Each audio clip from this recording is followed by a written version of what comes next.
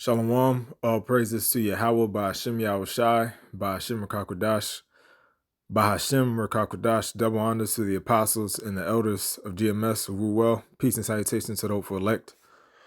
I'm going to do a video on 3 quick precepts. The title is going to be The Path to Becoming a God Comes with L's, or I'm going to either title it The Path to Becoming a God Comes with Losses, or The Path to Becoming a God Comes with Many Losses. I can't think of which one I want to entitle it. But basically, the point is made with the title alone. Hey, man, this path to becoming a God, which is, we already are gods, but you get the point. We're going to be glorified beside or behind. Well, actually beside, it says joint heirs. So we're going to be glorified beside Yahweh Shai, man. And at that point, when we are glorified beside Yahweh Shai, that is truly when we are going to, we're going to get those new bodies. We're going to get the new minds. And at that point, we are truly going to become immortal gods. Right now, you could say we're like going through our training. You could say we're going through our training period. We already are gods, but we're in a fallen state. We're in weak vessels. We're in deteriorating vessels that deteriorate every day. And you could say we're going through our training to be glorified beside Yahweh Shai. We're going through our suffering. And that's why the title of the video is The Path to Becoming a God Comes with Many L's. What inspired this lesson was Genesis 3 and 5. And I'm going to read it. But it inspired this lesson because you learn in this truth that this truth is not all peaches and cream. It's not wins all the time. You're going to have what's called a spiritual lows, which is when you take L's. And it really is all based on your perspective, because a loss is not a loss. A loss was really a learning lesson. This truth comes with many learning lessons, and it comes with many losses, man. A lot of people think that when you find out who you are, it's sweet as honey. But then when you actually start to process your reality, it becomes bitter. It becomes a bitter herb, man. And there's a precept on that. It was in my mouth sweet as honey. But then I think it's in Revelation, but when you ate it, it became bitter. And I'm not going to get that precept just thinking spiritually. This truth comes with losses, man. And you have to prepare your soul for losses and temptation and hell. All right. Everything is not going to be peaches and cream. And it comes with certain losses that, certain losses you're going to take in this truth, are going to sting. They're going to sting, for lack of a better words. They're going to be losses where, you may get corrected in front of the whole camp. You may get suspended from camp, or you may not be in the camp yet, but you just going through hell on your own. That's all a part of this truth, man. And the reason being is because these losses purge out of us that leaven that the Lord wants to get out of you. We all need to reach a certain state within this faith. We all need to reach a certain level of faith and of spiritual understanding so that we can endure when Jacob's trouble comes. Because Jacob's trouble is right before Yahweh Shai comes. And when Yahweh Shai comes, that's when we're going to be glorified and become gods. So you see, there's an order to our suffering. The Lord just doesn't put us through suffering for no reason. He puts you through losses and L's and learning lessons so that he can get rid of that leaven out of you, which is which is basically a spiritual metaphor for all the no good that lies within you, man. So the Lord puts you through learning lessons to purge your character of evilness that still lies deep within your subconscious, you could say. And that's what the Lord does. He purges your character. He puts you through the fire, and that refines your character. That gets rid of all the unnecessary carnal bullshit, carnal subconscious patterns that still may be in you of the world, right? And once those are gone, hey, you're becoming a god. So the path to becoming a god comes with many losses, but those losses, aka learning lessons, are what purge you to reach that prime ripe state that is meat for the master's use. All right. So I had 3 precepts on that topic, on that title. Genesis 3, and I'm gonna start at the top. It says, now the serpent was more subtle than any beast of the field, which the Lord power had made. And he said unto the woman, yea, hath the Most High said, ye shall not eat of every tree of the garden. Real quick, that serpent is talking about an actual man. There's precepts on how beast is actually talking about mankind, the so-called whole human race. When it says it was more subtle than any beast of the field, those beasts there are talking about people, actual human beings. This serpent was an actual human who we know through the spirit, right? Comparing spiritual things with spiritual things. This was Esau back in the garden. Esau has the same spirit as a serpent. I did a video about a week ago going into Esau. So you can check that out. It goes into their characteristics, a little bit about their characteristics. So this was talking about an actual man, a heathen, who was basically talking sweet to Eve, as we all know the story, which I'm about to read. Verse 2, trying to get her to go off, which we know she eventually did. But the point is at verse 5. Verse 2, it says, and the woman said unto the serpent, we may eat of the fruit of the garden.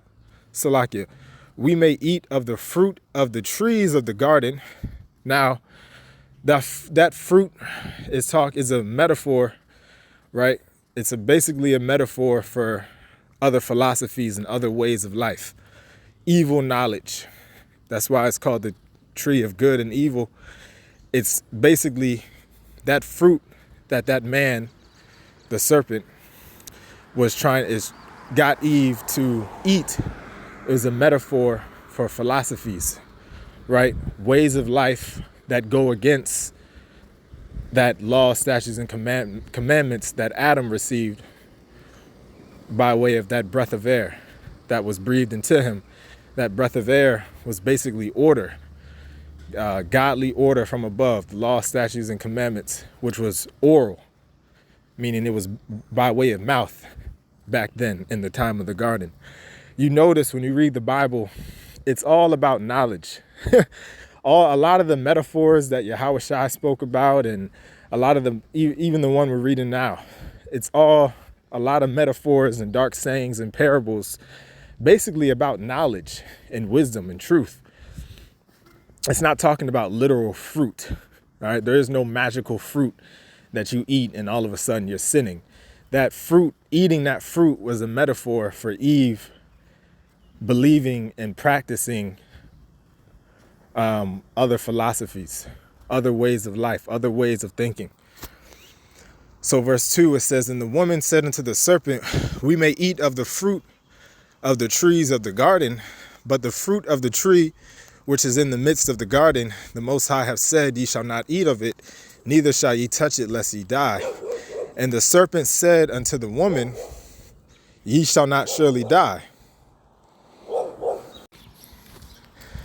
All right, so like you had to pause it because of that dog. But here's coming up the point. How this precept relates to the title. Verse 4, and the serpent said unto the woman, ye shall not surely die, for the Most High doth know that in the day ye eat thereof, check it out, in the day ye eat thereof, meaning live the life of these other philosophies and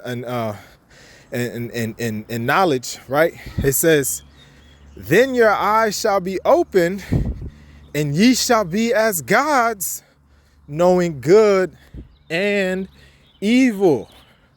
So when I got this title, this precept immediately came to mind, because we are gods. But like it says in Psalms 82:6, ye are gods, but shall die like men. Why have we died like men? Because we sinned against the Lord. We sinned against the Lord, and we in different lives and in this life before we knew the truth, we ate of that fruit. We were all at one point in time praying, or a lot of us, we were all praying to Jesus, right? Eating pork. And guess what, man? We sinned. We sinned. And that's this truth. Becoming a God, we had to partake. We basically had to fall, because the serpent, demons, and this serpent, what I've learned is they tell you, and I heard Elder Apostle Gabar say this as well, but I came to just really understand it myself as well.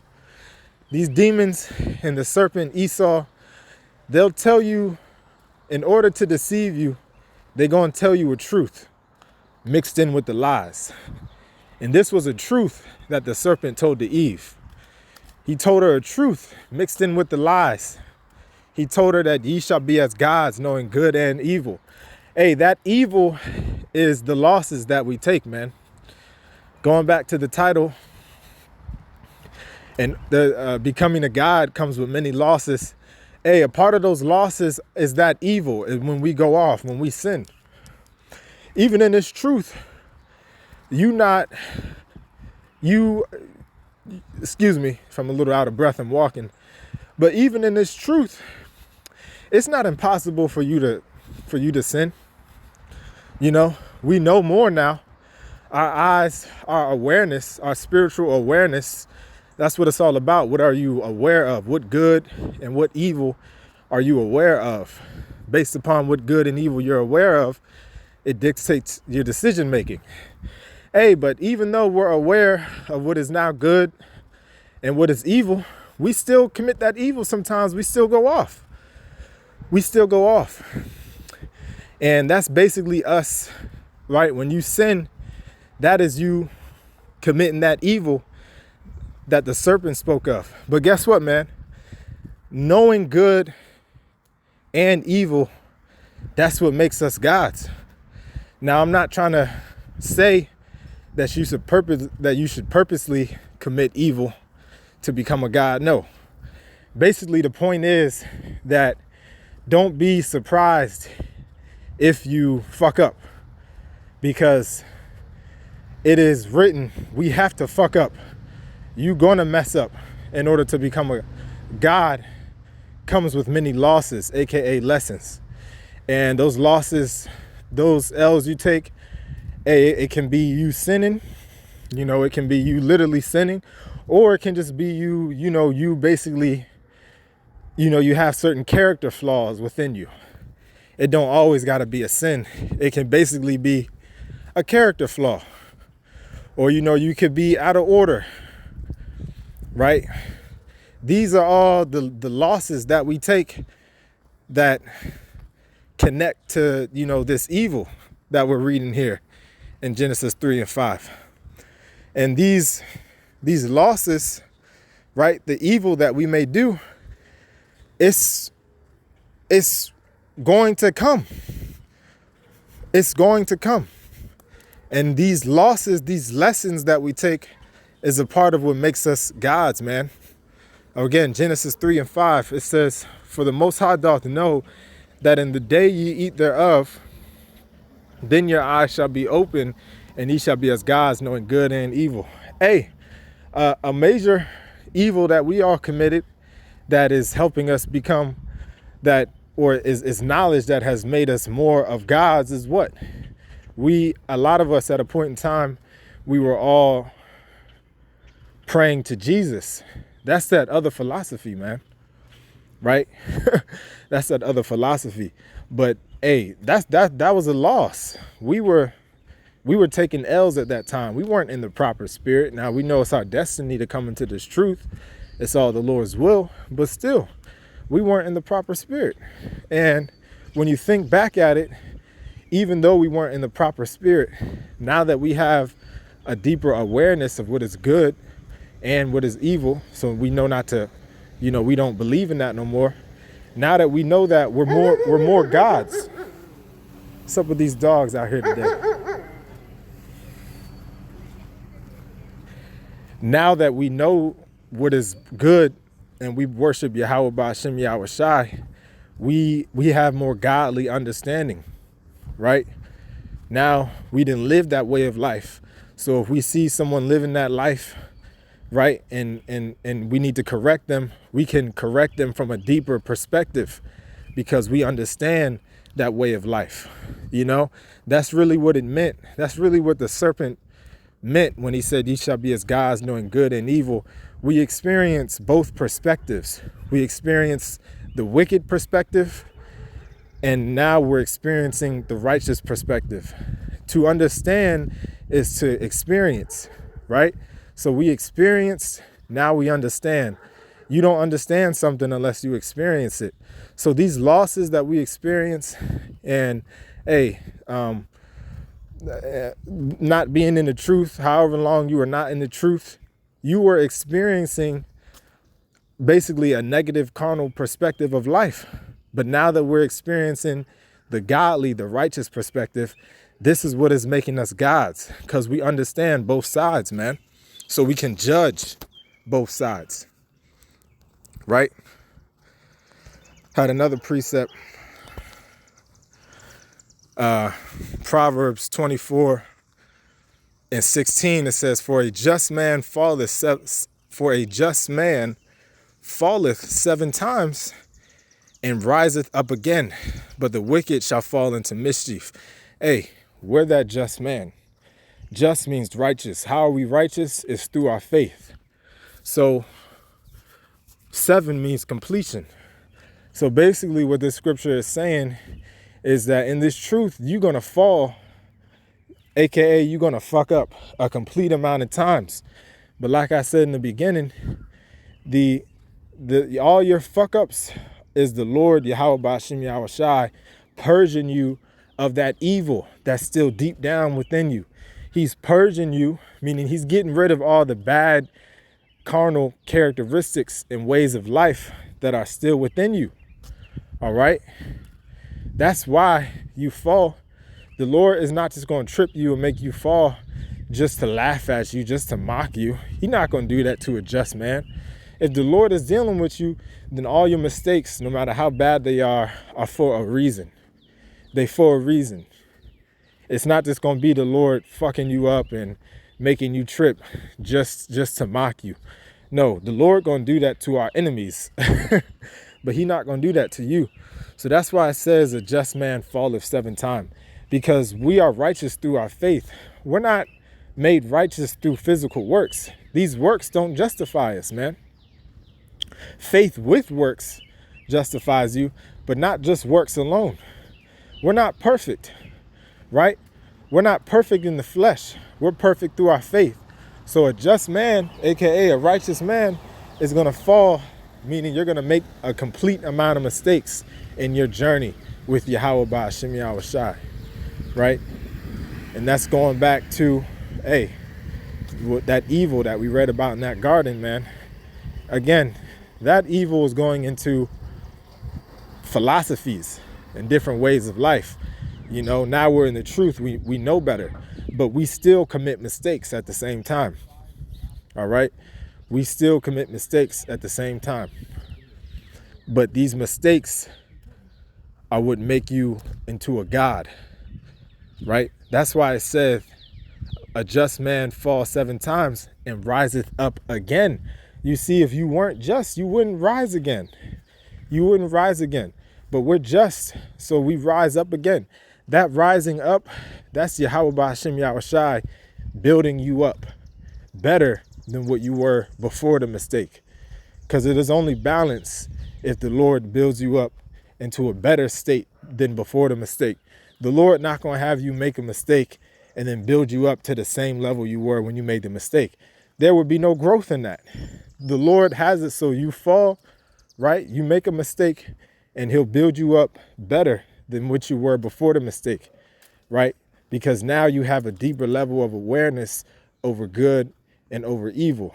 Again, having a spiritual awareness over what is good and what is evil, that is what makes you a God, because now you have the blessing of choice to make the correct decision. you know? So I got one last precept. Proverbs, let me just get it. Proverbs 4:7, it says, wisdom is the principal thing, therefore get wisdom, and with all that getting, get understanding. So the reason I got this precept is because, hey, wisdom is what we need to get throughout these lessons that we take. When you make a mistake, and like I said, the mistake can be anything. It can be a character flaw. It can be you being out of order. It could have been that you sinned. It could have been that you messed up, you made a mistake. When you make these mistakes, the principal thing to get is wisdom from the mistake. The worst thing that can happen is you take a L, you make a mistake, and then you don't understand the lesson. Hey, and I've experienced that firsthand. So what you need to get with all that getting, get understanding. So when you make these mistakes, you need to really do a deep introspective look at yourself and get the wisdom that the Lord is trying to teach you, because there's always wisdom in these lessons that we learn. Get the wisdom that Yahweh B'Shem Yahushua is trying to teach you. Understand what is the good, what is the correct choice that you should have made, to give you that spiritual awareness of good and evil so that you can choose the good option now, right? So again, Proverbs 4:7, wisdom is the principal thing. Therefore get wisdom, and with all that getting, get understanding. So we need to be focused on getting understanding from our mistakes, all right? And hey, getting these understanding, this is what is making us into a God, because as gods, we had to fall, like we read in Genesis 3:5. And I'll end it. Matter of fact, I know it's 3 precepts, but I got to get one last precept.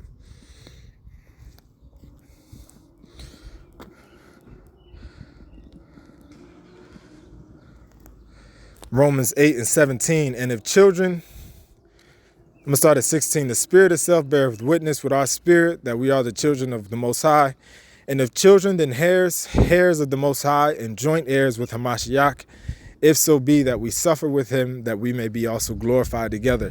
Hey, so this suffering, these losses that we take, is all a part of making us into a God. We're going to have power and dominion alongside Yahweh Shai when he comes back.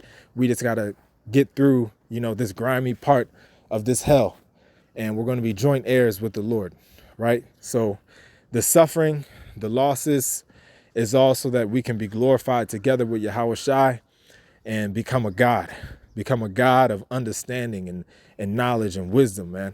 And that's going to come with many losses. But those losses is understanding that you should get over good so that you can make the right choice moving forward. So Lord willing, this video was edifying. Until the next time, shalom.